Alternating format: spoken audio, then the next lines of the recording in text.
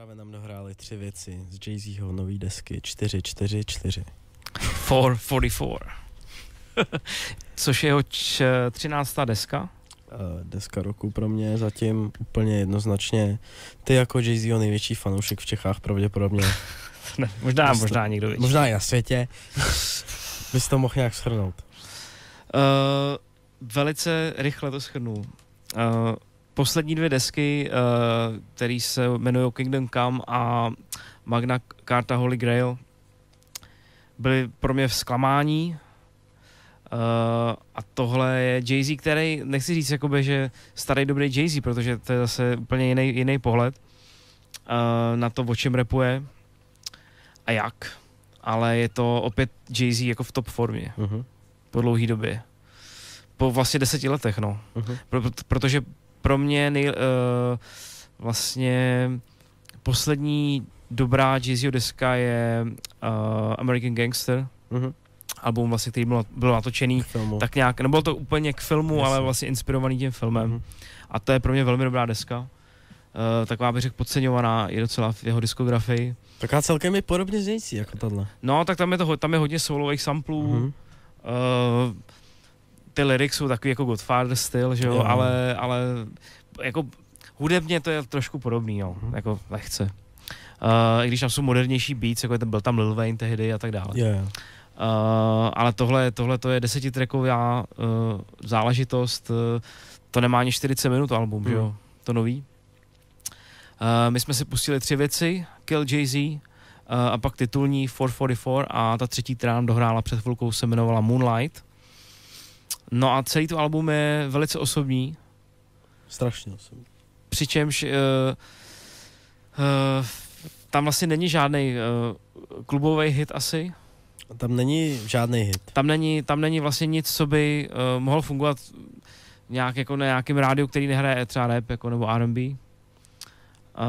Žádný přesah do nějakého stylu, který dělají dneska všichni.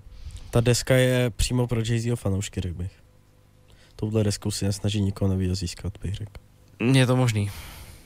Proto to i vydal uzavřeně na svojí streamovací platformě Tidal. A vlastně teďka ale někdy ještě jenom řeknu, že tahle deska se v dnešnímu dni se stala platinovou. To je šílený, protože není ani týden, co vyšlo. To 5 dní. Dneska dostala platinu. Houf. Což nevím, kolik je, ale asi hodně. Tak platinum je milion. Platinum je milion. Prodaných desek. No. Je to možný. Každopádně já jsem teda vůbec od toho nic nečekal, bylo to oznámený 10 dní zpátky. No. Nečekal jsem od toho nic. Soustředil jsem se na desku DJ Khaleda, o který si pak něco málo řekneme. A já jsem ti dneska jsem ti psal vem nějakýho Khaleda, protože já jsem zapomněl na celýho Khaleda, že to vyšlo. A protože ten Jay-Z mě jako sundal totálně. Já když jsem si to pustil hned ten první track, tak jsem si říkal, jo, přesně tohle, takhle, ano. A je to fakt, jak říkám, deska roku pro mě, a dost pochybuju, že vyjde něco lepšího. Nedokážu si představit, že vyjde něco lepšího letos. Jsem strašně rád, že Jay-Z natočil něco takhle, můžu říct, že originálního celkem v dnešní době. Není tam žádný Metro Boomin, je to jeden producent No ID. Ta deska zní jako žádná jiná deska.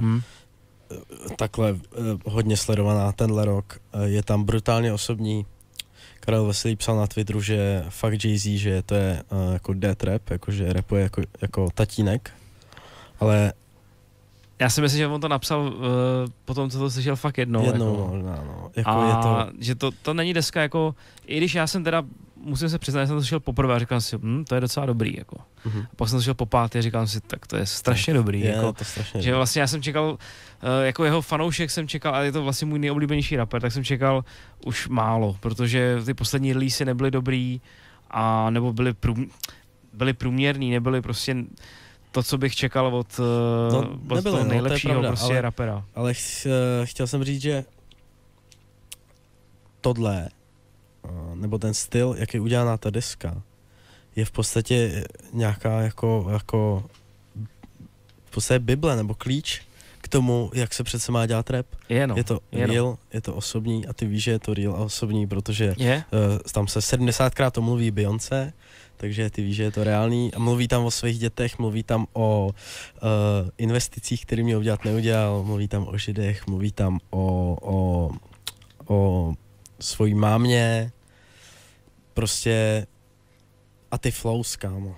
Je tam spousta osobních referencí, který dneska nejsou úplně běžný, no. Málo kdo rapuje, nikdo takhle nerapuje, jako to a nikdo neudělá celý album hlavně takhle, že uděláš jeden track, možná uděláš. Je to konkrétní a zároveň to není ale jednoduchý.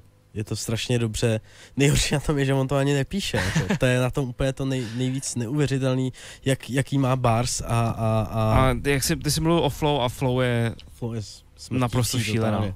Ty tracky, já jsem tady říkal před chvílí, že to zní prostě, jak kdyby to rapal do ticha bez toho beatu, protože... Tam měl jenom nějaký... Jasně, metronom. Jo. Jak kdyby prostě úplně ta flow úplně vyhozená a furt jí mění a jakoby... Jak kdyby ani nerapoval prostě. Já jsem četl nějaký komentáře někde na YouTube pod normálně jako americký, nebo jak bych to řekl? Americký komentáře. Na českém YouTube. Na český. A tam bylo psané, taky jste si všimli, že jako Jay-Z je několikrát offbeat a takhle. Já si myslím, že to... No jakoby není právě. Vlastně není, no. Že to není tak, jako že by byl offbeat.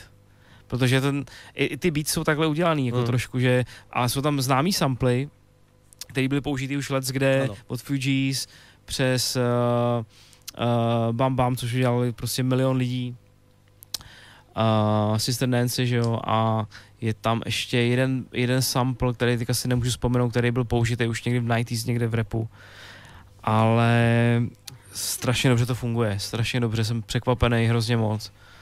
A nečekal jsem, nevím, co ještě... Hodně se řeší diss v uvozovkách na Kanyeho Westa v prvním tracku Kill Jay-Z. I na Future tam lehce se otře o Futura. Future teďka udělal takovou fotku.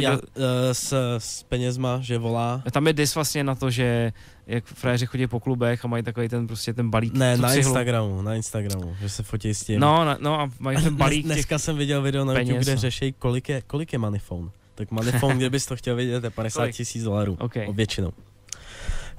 Otře se tam o Kanyeho, kdy... Ve stovkách nějakých. No asi jo.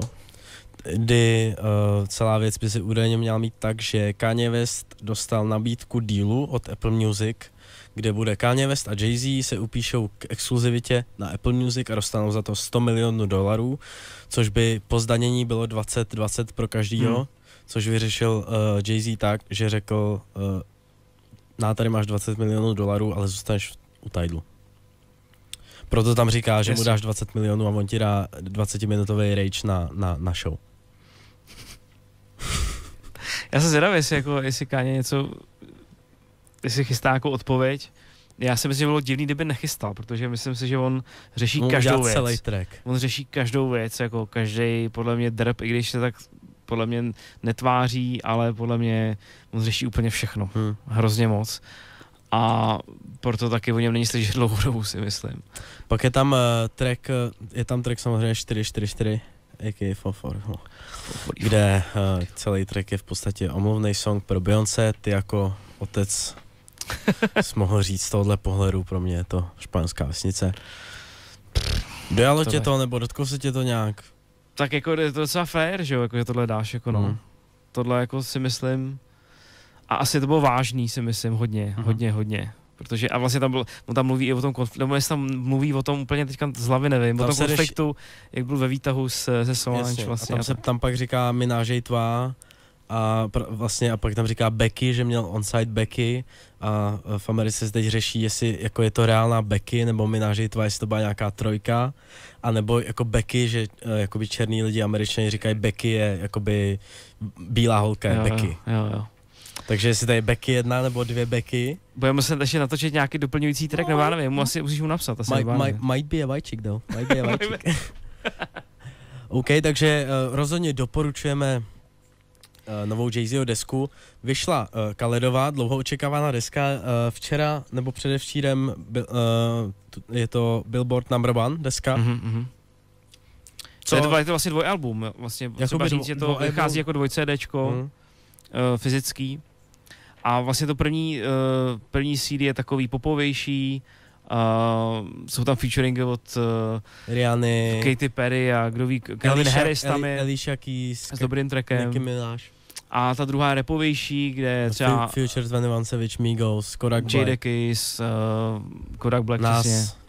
Ten track, moc mě nebaví ten track, kde Nas a Travis Scott, tam Nas myslím, že rapuje úplně příšerně, to úplně jako to se strašně nepovedlo, je na to i video. A to teda myslím, že tam Nas je úplně, ten je offbeat tam úplně brutálně. Já si myslím, že to trošku přehnal s těma videama, on měl asi teď minulý týden vydal asi 4 klipy, nebo 3 nebo 4 klipy. Myslím si, že je to trošku přepísk. Jako. You don't want him to be successful. Nechci. Ne, ale ta deska je relativně dobrá na to, že je to taková kompilace, jako evidentně se brutálně prodává. Jo. Tak víš, jak je ono hyper, veď. Jasně, prostě. Ale je to přesně tak, jak říkal. Jsou tam jenom singly, jako není to singly prostě. Vždycky to tak bylo. Jasně, ale tohle mi ještě víc přijde, ale musím vyzdvihnout, jaký to má sound, jako ten master je úplně brutální, hraje to úplně nesmyslně. Hraje to brutálně, no. Taky tam je mega samplů, známých hrozně a včetně vlastně Carlose Santany, který jsme si pouštěli minule. Takže to jsou 2 takové velké desky, abych ještě chtěl upozornit na jednu desku, která možná jako bude přehlídnutá, protože je taková alternativní, ale mně se teda hrozně líbí. Vince Staples, Big Fish Theory a Vince Staples je rapper z LA. Má za sebou asi, myslím, jedno album a nějaký EPčko, který znělo jako docela dobře, bylo to takový OK, ale tohle podle mě velmi originální deska, inspirovaná hodně Anglií, jsou takový i two-stepový beaty, i takový breakbeat a dobře narepovaný, velmi dobře zprodukovaný a velice dobrá deska, doporučuji, Vince Staples, hrozně mě to baví. Pokud máte chuť na rap, který zní trošku jinak, ale nemyslím tak, jako že Kendrick Lamarovský, že to je úlet nějaký, že si řeknete, tak tohle je moc, ale takový jsou taky taneční momenty, nebo takový, jako pokud posloucháte třeba i taneční hudbu, tak doporučuji, jako takový crossover trošku, zajímavě natočený. Vince Staples doporučuji taky.